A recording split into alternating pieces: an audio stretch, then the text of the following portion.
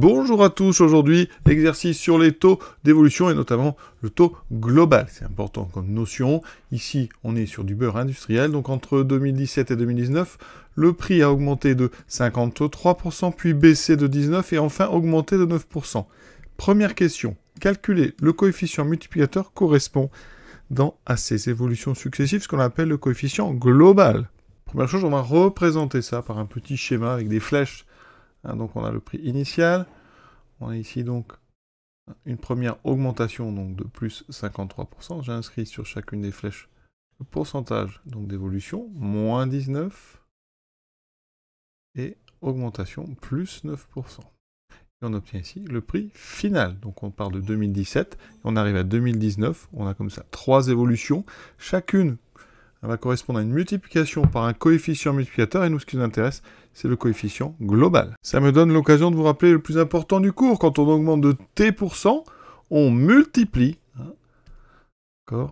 par 1 plus t sur 100.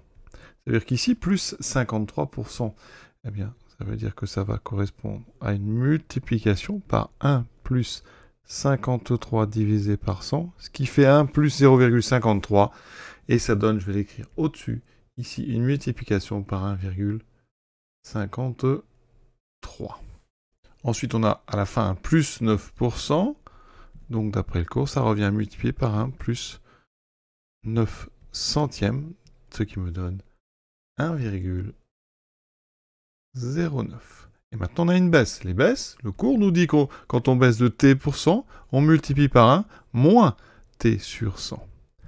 Donc ici, j'ai une baisse de moins 19. Donc le cours me dit que je multiplie par 1 moins 19 sur 100. Ce qui correspond à 1 moins 0,19. Et donc 1 moins 0,2, ça fait 0,81. Donc ici, on a une multiplication par 0,81. Le coefficient global, il est donc le produit de ces trois coefficients, 1,53 fois 0,81 fois 1,09.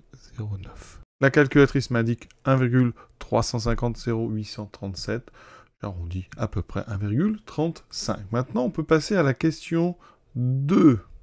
Le taux d'évolution global entre 2017 et 2019. Il s'agit juste d'interpréter correctement ce coefficient global. Ce qu'on vient de trouver, c'est que pour passer du prix initial au prix final, on va donc multiplier en tout par ce coefficient global 1,35. À quel taux ça correspond? Eh bien, regardez, imaginez qu'on ait ici 100.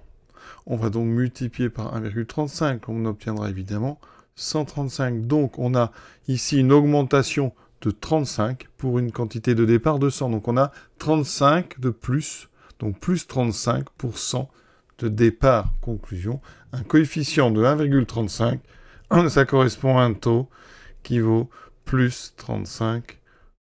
Alors déjà, les coefficients, quand ils sont plus grands que 1, ça correspond à des hausses. Une baisse, c'est un coefficient entre 0 et 1, strictement. D'accord? Alors si vous voulez peut-être des astuces techniques, eh bien quand on a le coefficient multiplicateur, on le multiplie par 100, ça fait 135, et ensuite, on fait moins 100, et vous obtenez directement comme ça le taux. D'accord? On a terminé donc cet exercice. Je vous souhaite une bonne fin de journée, à bientôt.